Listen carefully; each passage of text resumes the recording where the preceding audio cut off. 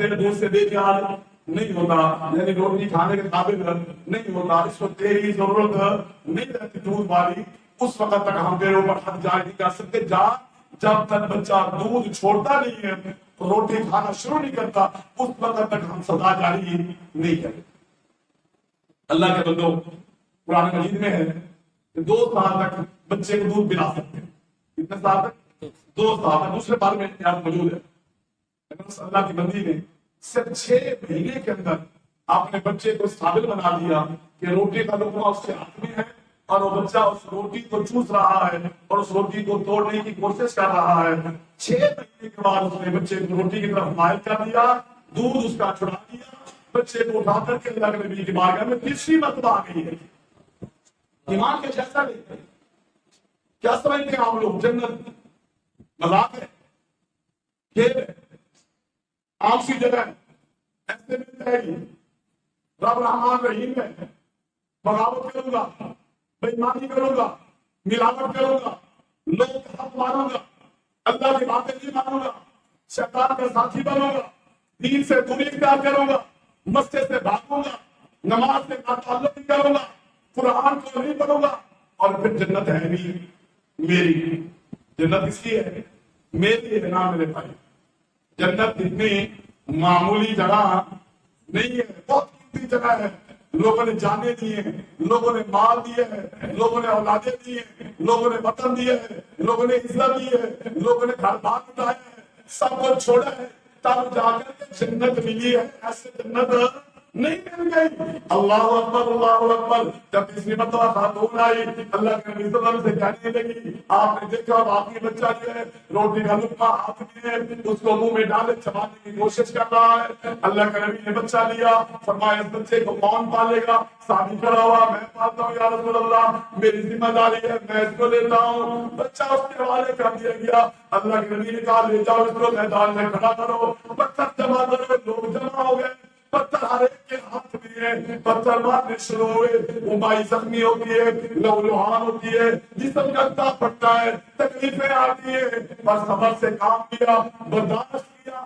اس وقت تک مار کھائی ہے، پتھر کھائے ہیں۔ او اللہ والو، نام لینا آسان ہے، ذرا آنکھیں بند کر کے تصور کرنا منظر کیسا ہوگا، حالت کیسی ہوگی، تکلیف کتنی ہو رہی ہوگی، درد کہاں کہاں سے اٹھ رہا ہوگا، کیا انداز ہوگا۔ پر کیوں اللہ کی بندی یہ ساری تکلیفیں برداشت کر رہی ہے؟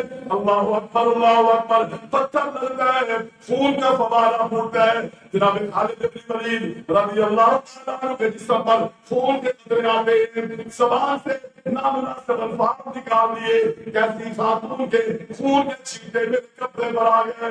اللہ اکبر، عورت ختم ہو گئی، دفنا دیا گیا۔ اللہ کے نبی صلی اللہ علیہ وسلم تک پیغام پہنچایا گیا، یا رسول اللہ جب ہم اس عورت کو پتھر مار لیتے نا، خالد بن ولید کے جسم پر اس کے خون کے چھینٹے آئے، انہوں نے اس طرح کے نامناسب الفاظ کہے۔ اللہ کے نبی صلی اللہ علیہ وسلم نے کیا فرمایا؟ فرمایا مہلن یا خالد، مہلن یا خالد، خالد رک جا، نہ رک جا، تو نے کس طرح کا تبصرہ کر دیا، تو نے کس طرح کے الفاظ کہہ دیے۔ لقد تابت توبۃ، اس اللہ کی بندی نے ایسی توبہ کی ہے، اس اللہ کی بندی نے اللہ کی بارگاہ میں ایسا رابطہ کیا ہے، ایسا کردار پیش کیا ہے کہ اگر اس کی توبہ کو مدینہ کے 70 ان آدمیوں پر جن پر جہنم واجب ہو چکی ہے، اگر یہ توبہ تفصیل کر دی جائے، اللہ 70 آدمیوں کو معاف کر کے جنت بھیج دیں گے۔ توبہ، رب کا ڈر، رب کا خوف، رب کے سامنے پیشی کی گھبراہٹ اور اس کا عملی نتیجہ انسان کے کردار کی تبدیلی، اعمال کی بہتری، گناہوں کو چھوڑنے کا جذبہ، یہ وہ چیزیں ہیں جو انسان کو جنت کا مالک بناتی ہیں۔ جناب عمر بن خطاب رضی اللہ تعالی عنہ کون ہیں؟ وہ صحابی ہیں کہ جس راستے سے گزر جائیں، آگے سامنے سے شیطان آ رہا ہو تو میرے نبی کے فرمان کے مطابق شیطان راستہ چھوڑ جاتا ہے۔ حالانکہ جناب عمر کو شیطان نظر نہیں، نہ آپ کو نظر آتا ہے، نہ مجھے نظر آتا ہے، پر گھبراہٹ اتنی ہوتی ہے شیطان کو، جناب عمر کو دیکھ کر کے اتنی گھبراہٹ ہوتی ہے کہ وہ گلی میں سے راستہ اپنا بدل لیتا ہے، راستہ تبدیل کر لیتا ہے. کون عمر؟ اللہ کے نبی فرماتے ہیں صلی اللہ علیہ وسلم میں جنت میں گیا, مجھے بہت سارے محلات نظر آئے, میں نے ایک سفید محل دیکھا, اس محل کے بعد میں نے ایک خاتون کو دیکھا بیٹھی وضو کر رہی ہے. میں نے فرشتوں سے پوچھا یہ سفید محل کس کا ہے؟ بڑا خوبصورت ہے. بتایا گیا یہ امت محمد میں سے ایک آدمی کا ہے. میں نے کہا میں محمد ہوں صلی اللہ علیہ وسلم, بتاؤ نا یہ کس کا ہے؟ بتایا کہ رجل من قریش, رجل من قریش, قریش کے آدمی کا یہ ہے. میں نے کہا میں محمد ہوں, میں ہاشمی ہوں, میں قریشی ہوں, بتاؤ نا یہ کس کا ہے؟ بتایا گیا یہ عمر ابن خطاب کا محل ہے.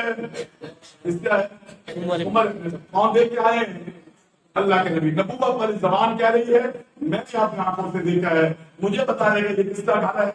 عمر ابن خطاب کا گھر ہے. میں نے ارادہ کیا اندر جاتا ہوں. عمر مجھے تیری غیرت یاد آ گئی.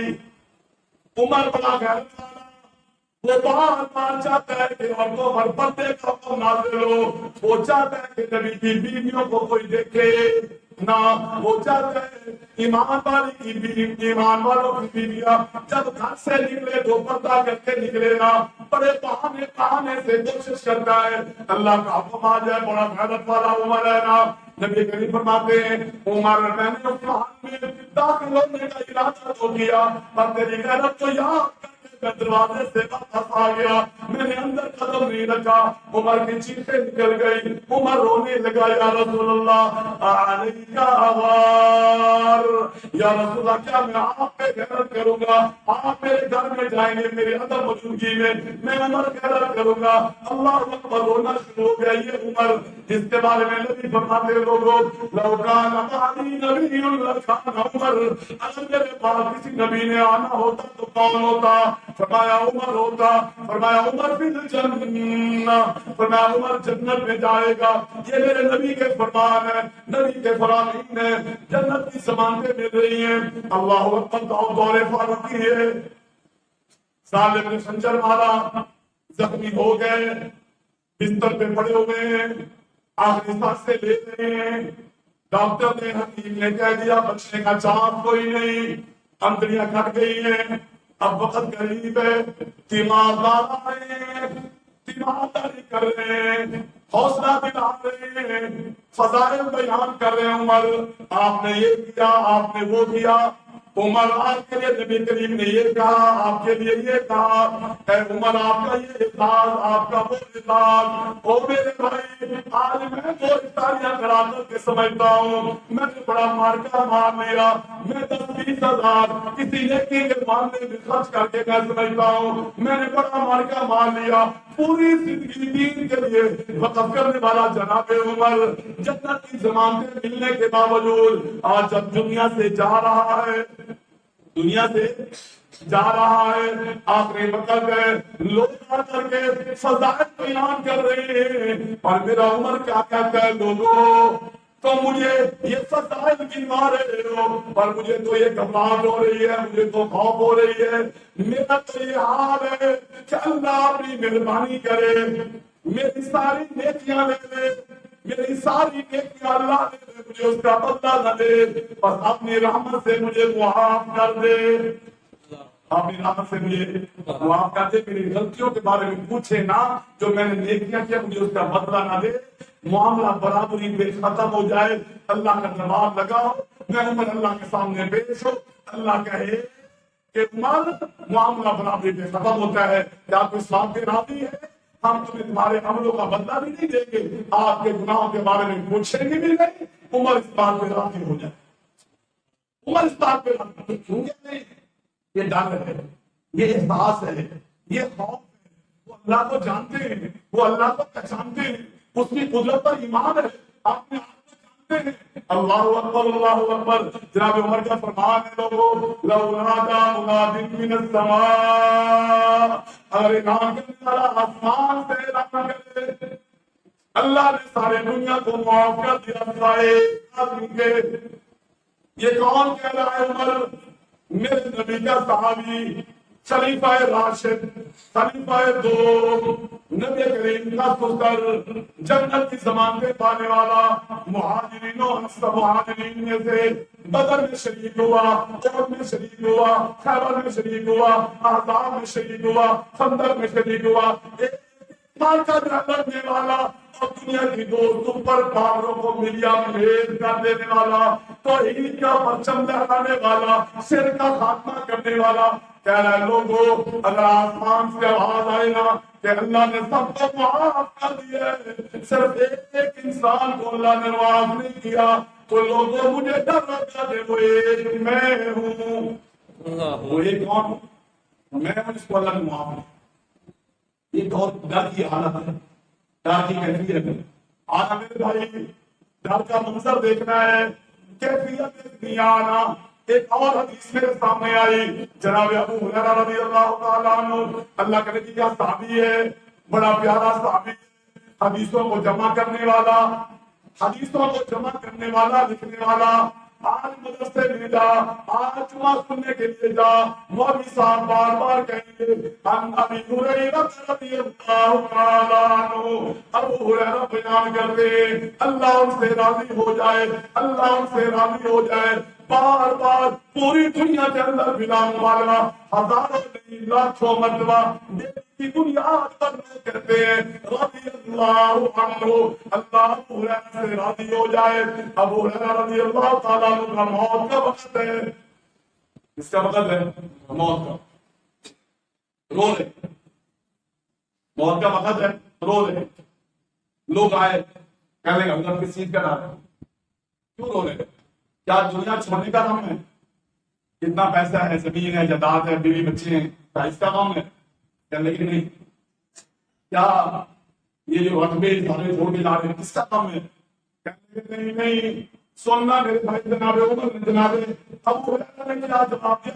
اللہ تعالیٰ عنہ فرماتے ہیں لوگوں مجھے دنیا چھوڑنے کا غم نہیں، مجھے گھر بار چھوڑنے کا غم نہیں، مجھے مال و متاع چھوڑنے کا غم نہیں، مجھے بیوی بچوں کو چھوڑنے کا غم نہیں ہے، مجھے غم ہے تو اس بات کا ہے کہ سفر میرا بڑا لمبا ہے، میرے پاس نیکیاں نہیں، میرے پاس نیکیوں کا سادے راہ نہیں ہے، سفر بڑا لمبا ہے۔